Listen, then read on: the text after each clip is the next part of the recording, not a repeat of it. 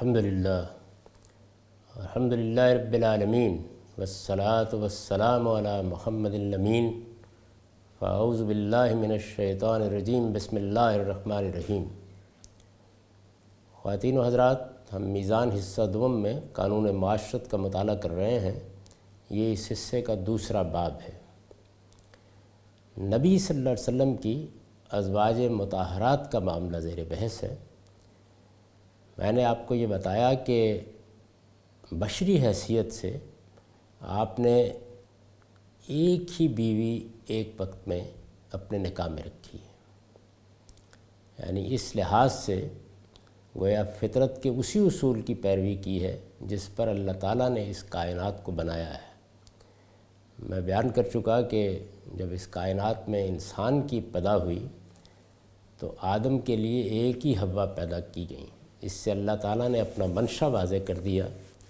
اور یہ بتا دیا کہ خاندان کا جو ادارہ بنانا مقصود ہے وہ ایک ہی میاں بیوی سے اپنے حقیقی آثار کے ساتھ بنے گا۔ رسالت مآب صلی اللہ علیہ وسلم نے بھی یہی طریقہ رکھا اور اس طریقے سے دوسروں کو بھی یہی تعلیم دی، لیکن رسول کی حیثیت سے اپنی منصبی ذمہ داریوں کے بعض تقاضوں سے عہدہ برا ہونے کے لیے اللہ تعالیٰ کے حکم اور اللہ کے ایما سے آپ کو جو شادیاں کرنا پڑیں ان کو لوگ نہیں سمجھ پائے، یعنی وہ یہ نہیں سمجھ پائے کہ اللہ کے آخری رسول کی حیثیت سے آپ اپنی خواہش سے کوئی کام نہیں کر رہے، بلکہ جو ذمہ داری، جو منصب آپ کو دیا گیا ہے اب اس کے کچھ تقاضے ہیں جو پورے کیے جا رہے ہیں اور اس وقت کے قبائلی تمدن کے لحاظ سے پورے کیے جا رہے ہیں، یعنی جو اس وقت کی صورتحال ہے۔ تو اس میں یہ بات بیان ہو چکی کہ آپ نے جنگ بدر اور جنگ احد کے بعد یتیموں کو سہارا دینے کے لیے، بیواؤں کو سہارا دینے کے لیے 3 خواتین سے شادی کی۔ یہ حفصہ بنت عمر، زینب بنت خزیمہ اور ام سلمہ بنت ابی امیہ تھیں۔ سیدہ عائشہ اور سیدہ سودا پہلے سے آپ کے نکاح میں تھیں۔ سیدہ زینب بنت خزیمہ کچھ ہی دیر کے بعد وفات پا گئیں۔ اس طریقے سے آپ کے نکاح میں 4 خواتین تھیں، جبکہ یہ واقعہ پیش آیا جس کو ہم دیکھ رہے تھے۔ اور میں آپ کو یہ بتا رہا تھا کہ غلامی چونکہ ایک لعنت کی حیثیت سے اس وقت کے معاشرے میں موجود تھی، اس کو ختم کرنے کے لیے تدریج کا طریقہ اپنایا گیا۔ ختم کرنے کے لیے بھی احکام دیے گئے، وہ آگے زیر بحث آئیں گے، یعنی میں آگے اس کو موضوع بنا کر بتاؤں گا آپ کو کہ غلامی کو ختم کرنے کے لیے اسلام نے کیا طریقہ اختیار کیا۔ لیکن اس کے ساتھ جو غلام موجود تھے ان کا مرتبہ بڑھانے کے لیے، ان کو انسانیت کے بلند مقام پر لانے کے لیے، ان کو معاشرے میں برابر کی سطح پر لانے کے لیے بہت سے اقدامات بھی کیے گئے۔ تو ان میں سے ایک اقدام آپ نے یہ کیا کہ اپنے آزاد کردہ غلام کے ساتھ اپنی پھوپھیزاد بہن کی شادی کرا دی۔ ظاہر ہے کہ یہ شادی آپ کے ایما سے ہوئی، آپ کی ترغیب سے ہوئی، اور سیدہ زینب بنت جہش نے ایک طرح سے بڑا ایثار کیا، لیکن نبھا نہیں ہو سکا۔ میں اس کے بارے میں بھی عرض کر چکا کہ معاملات اتنے زیادہ خراب رہے کہ وہ زن و شوق کا تعلق بھی قائم نہیں کر سکے۔ تو جب طلاق تک نوبت پہنچ گئی تو اب ایک مسئلہ یہ پیدا ہو گیا کہ اگر وہ اتنے صدمے سے پہلے گزریں، اس طرح کی صورتحال ان کو گھر میں درپیش رہی، اب وہ مطلقہ بھی ہو گئیں تو کیا کیا جائے؟ تو ان کی دلداری بھی پیش نظر ہے، اور دوسری جانب ایک اور مسئلہ پیش آ گیا۔ وہ اللہ تعالیٰ کے پیش نظر ایک دوسری مصلحت تھی جو سامنے آ گئی۔ وہ یہ تھا کہ عربوں کے ہاں یہ رواج تھا کہ منہ بولے بیٹے کی بیوی کو ویسے ہی بہو سمجھا جاتا تھا جس طرح صلبی بیٹے کی بیوی کو بہو سمجھا جاتا ہے، اور اس کے ساتھ وہ شادی کو ممنوع سمجھتے تھے۔ اللہ تعالیٰ نے سورہ احزاب میں یہ بتا دیا کہ کوئی شخص محض منہ سے یہ کہہ دینے سے کہ یہ ہمارا بیٹا ہے، بیٹا نہیں بن جاتا۔ یعنی یہ بات اس لیے واضح کرنا ضروری تھی کہ رشتوں کا تقدس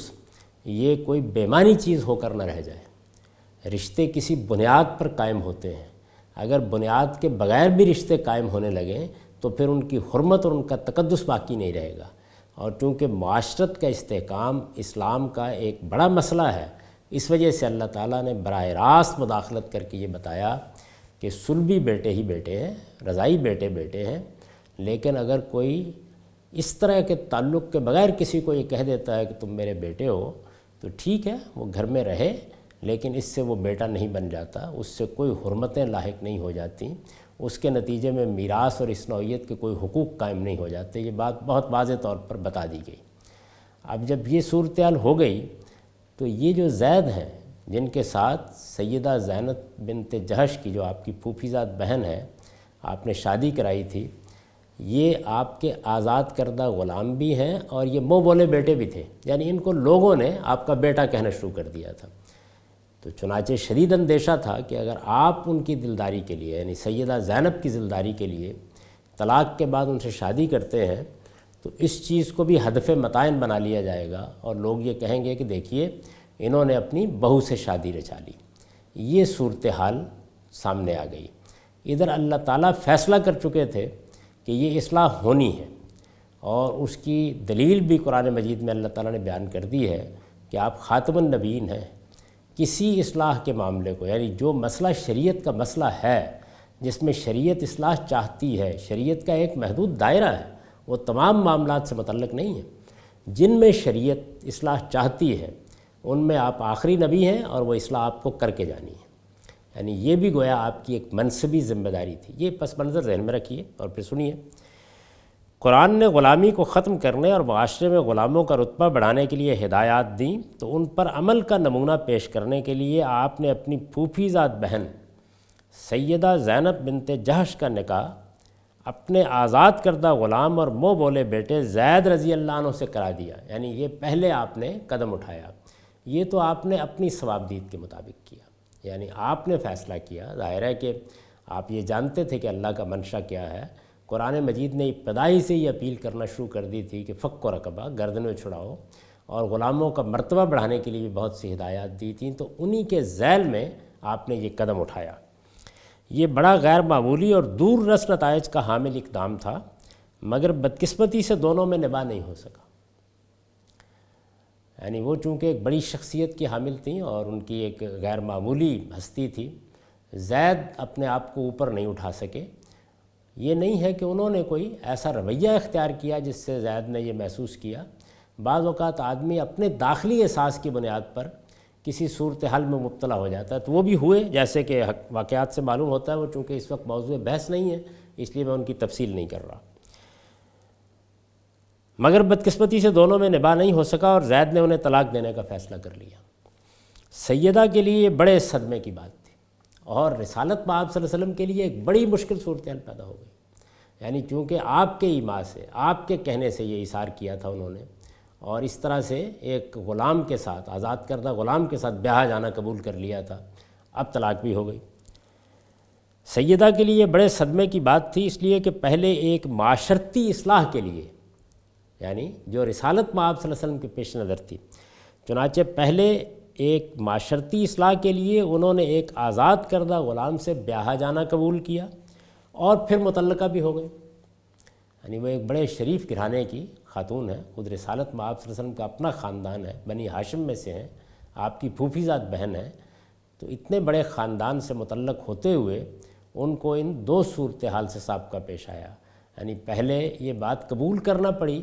کہ وہ ایک آزاد کردہ غلام سے بیاہی جائیں، اور پھر وہاں سے طلاق بھی ہو گئی۔ چنانچہ ان کی دلداری، یعنی اب ایک طرف وہ دلداری پیش نظر ہے۔ یہ آپ اندازہ کر سکتے ہیں کہ اللہ تعالیٰ کی کیا کمال شفقت ہوتی ہے انسانوں کے اوپر، اور یہ خواتین کے معاملے میں بھی دیکھیے، خاص طور پر خواتین زیر بحث ہیں کہ خواتین کی قربانی، خواتین کا ایثار اگر وہ دین کے لیے ہے، کسی معاشرتی اصلاح کے لیے ہے، تو اللہ کو یہ چیز کتنی محبوب ہو جاتی ہے۔ چنانچہ ان کی دلداری اور متمنہ یعنی منہ بولا بیٹا، اور متمنہ کی بیوی سے نکاح کی حرمت کے جاہلی تصور کو، یہ ان کے ہاں یہ چیز موجود تھی کہ متمنہ کی بیوی کے ساتھ، منہ بولے بیٹے کی بیوی کے ساتھ نکاح نہیں کیا جا سکتا۔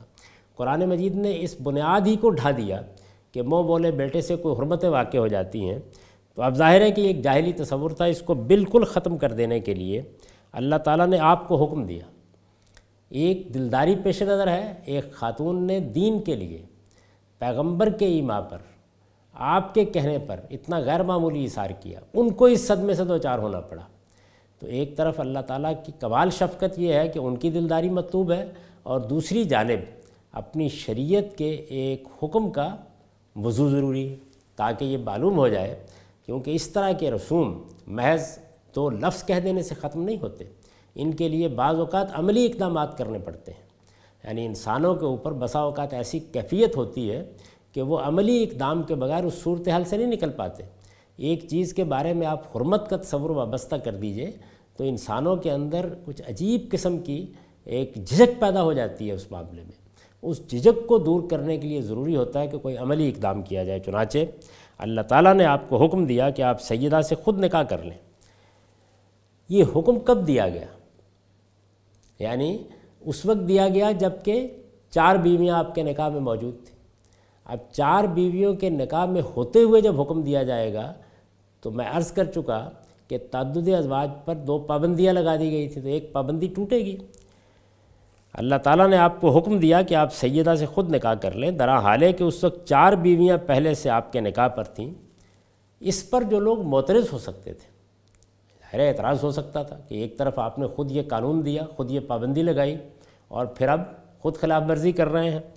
اس پر جو لوگ معترض ہو سکتے تھے ان کی تنبیہ کے لیے فرمایا، یعنی اللہ تعالیٰ نے بتا دیا کہ آپ خاتم النبیین ہیں۔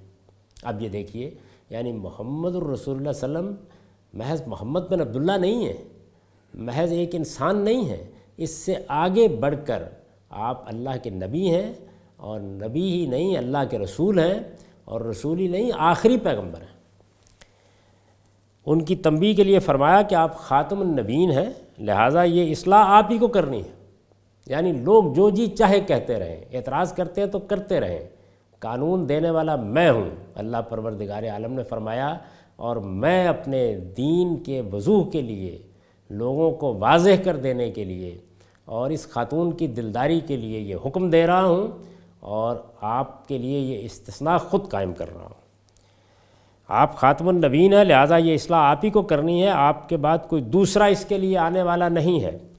سیدہ اور ان کے شوہر کے درمیان جو صورتحال پیدا ہو گئی تھی، اس میں آپ خود بھی محسوس کرتے تھے کہ یہی کرنا پڑے گا، یعنی جس صدمے سے ان کو دوچار ہونا پڑا، آپ کے اقدام کے نتیجے میں دوچار ہونا پڑا، تو آپ اپنے ہی اوپر یہ ذمہ داری محسوس کرتے تھے کہ اب ان کو اتنا ہی بڑا شرف اگر دیا جائے تو ان کے صدمے کا کچھ ازالہ ہو سکتا ہے۔ اس میں آپ خود بھی محسوس کرتے تھے کہ یہی کرنا پڑے گا، لیکن اسے ظاہر نہیں کر رہے تھے۔ اللہ تعالیٰ نے یہ بات کھول دی اور آپ کو توجہ دلائی کہ اللہ کے پیغمبر اپنی منصبی ذمہ داریوں کے معاملے میں لوگوں کے رد عمل کی پرواہ نہیں کرتے۔ یعنی یہ بات قرآن مجید نے باقاعدہ موضوع بنا کے بتا دی کہ آپ کو وہ کام کرنا ہے جس کا حکم آپ کو آپ کا پروردگار دے رہا ہے، ذمہ داری ہم ڈال رہے ہیں، فیصلہ ہم کر رہے ہیں، اس وجہ سے آپ اپنی اس ذمہ داری سے گریز کا راستہ نہیں تلاش کر سکتے۔ لہٰذا سیدہ کے ساتھ آپ کے نکاح کا اعلان خود اللہ تعالیٰ کی طرف سے قرآن مجید میں کر دیا گیا۔ یہ جو حصہ میں نے آپ کو یہاں سے پڑھ کے سنایا ہے، کچھ اختصار کے ساتھ یہی بات یہاں بھی ہے، بس ایک نظر ڈال لیے، اس سے اعادہ بھی ہو جائے گا۔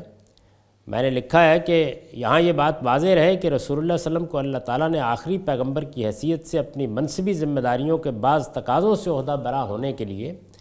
تعدد ازواج کی ان دونوں شرائط سے مستثنیٰ کر دیا تھا۔ یہ بحث اس مقام پر آئی ہے، یعنی چونکہ پہلے 2 شرائط عائد کر دیے گئے تھے، یہاں ان سے مستثنیٰ کیا جا رہا ہے۔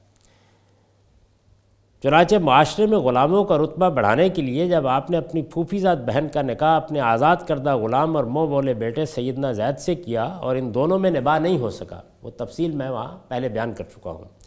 تو سیدہ کی دلداری اور متمنہ کی بیوی سے نکاح کی حرمت کے جاہلی تصور کو بالکل ختم کر دینے کے لیے اللہ تعالیٰ نے آپ کو حکم دیا کہ آپ سیدہ سے خود نکاح کر لیں، درا حال ہے کہ اس وقت 4 بیویاں پہلے سے آپ کے نکاح میں تھیں۔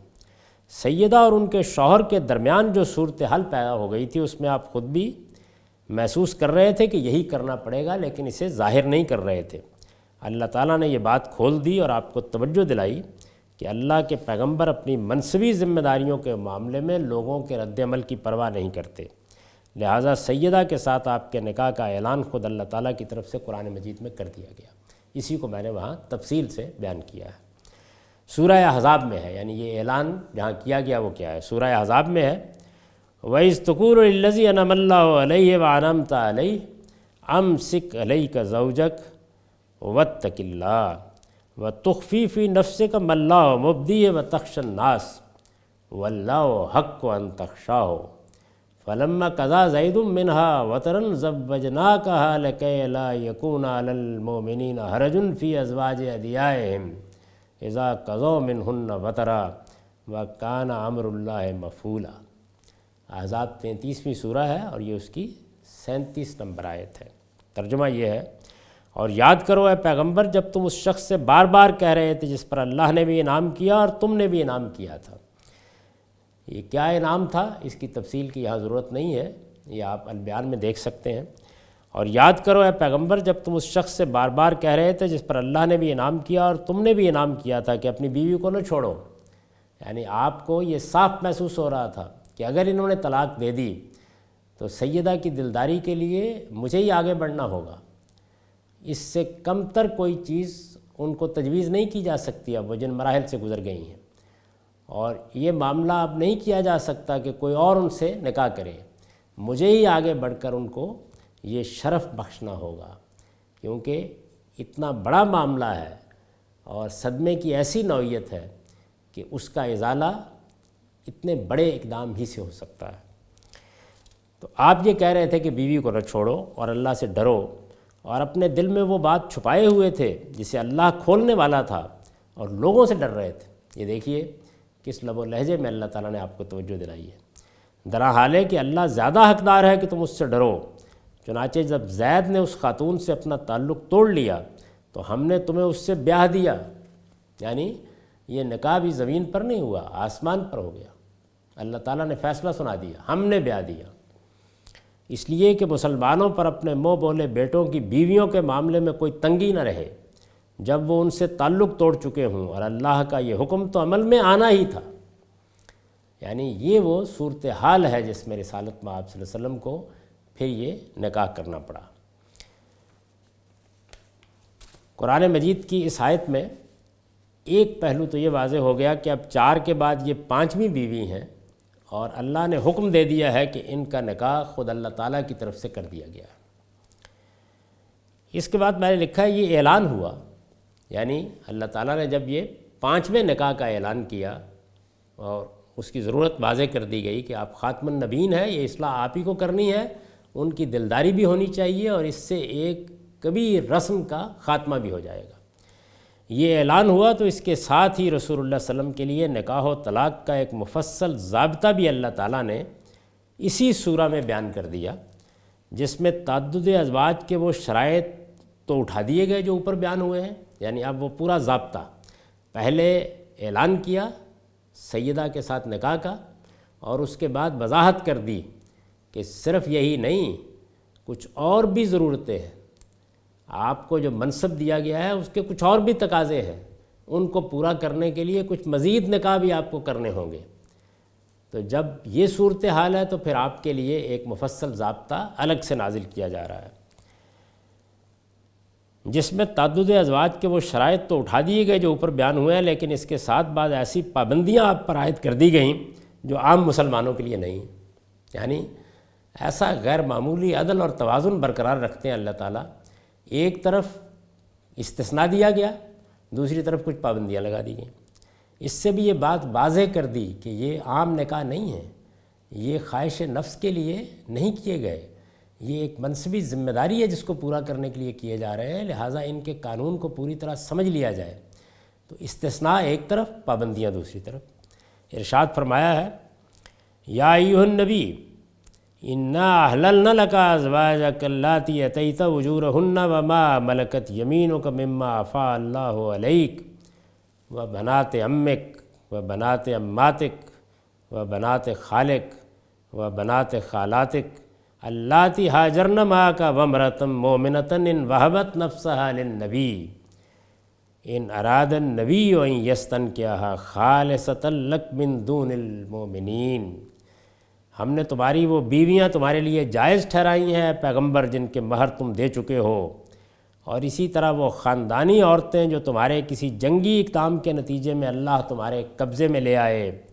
اور تمہاری وہ چچا زاد، پھوپھی زاد، ماموں زاد اور خالہ زاد بہنیں جنہوں نے تمہارے ساتھ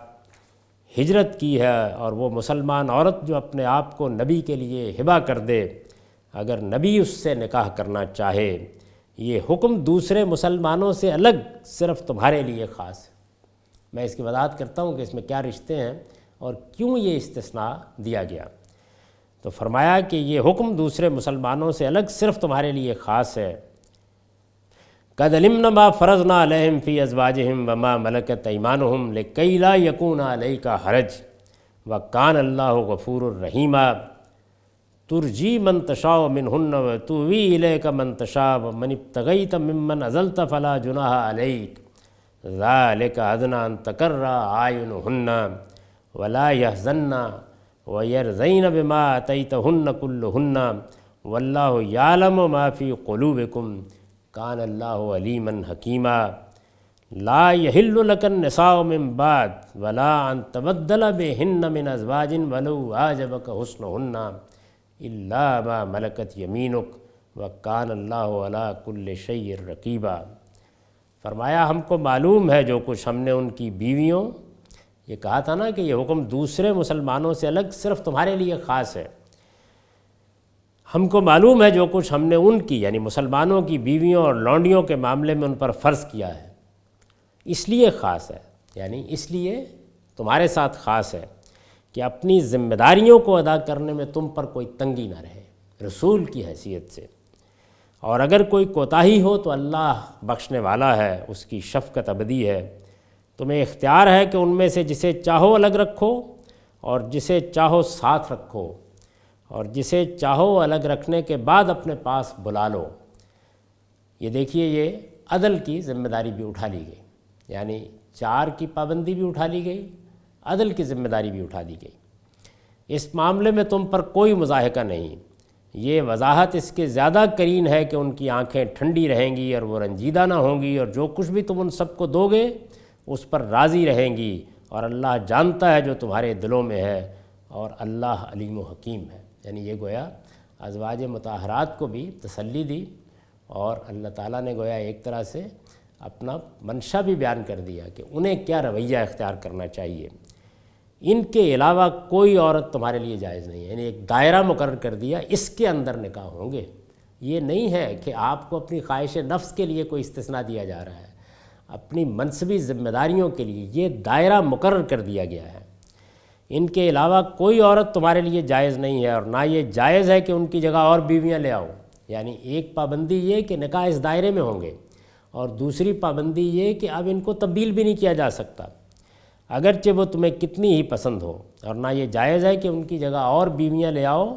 اگرچہ وہ تمہیں کتنی ہی پسند ہوں۔ لونڈیاں البتہ اس کے بعد بھی جائز ہیں، اور یہ حقیقت ہے کہ اللہ ہر چیز پر نگاہ رکھے ہوئے ہے۔ لونڈیوں اور غلاموں کا معاملہ الگ سے زیر بحث آئے گا، کیونکہ اس وقت یہ چیز موجود تھی، اسلام نے اس کو کیسے ختم کیا اس کو ہم آگے دیکھیں گے۔ یہ ضابطہ جن نکات پر مبنی ہے وہ یہ ہے،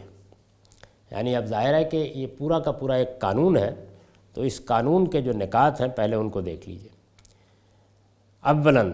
سیدہ زینب سے نکاح کے بعد بھی آپ اگر چاہیں تو درج ذیل 3 مقاصد کے لیے مزید نکاح کر سکتے ہیں۔ یعنی گویا آپ کو اللہ تعالیٰ نے یہ اشارہ کیا کہ آپ کی کچھ اور ذمہ داریاں بھی ہیں، ان کو پورا کرنے کے لیے آپ کو اور نکاح بھی کرنے چاہیے۔ یہ سیدہ زینب کا معاملہ بھی ایسا ہی تھا، اس سے 5 بیویاں اب آپ کے نکاح میں ہیں، لیکن مزید آگے بھی کچھ اقدام ہوں گے۔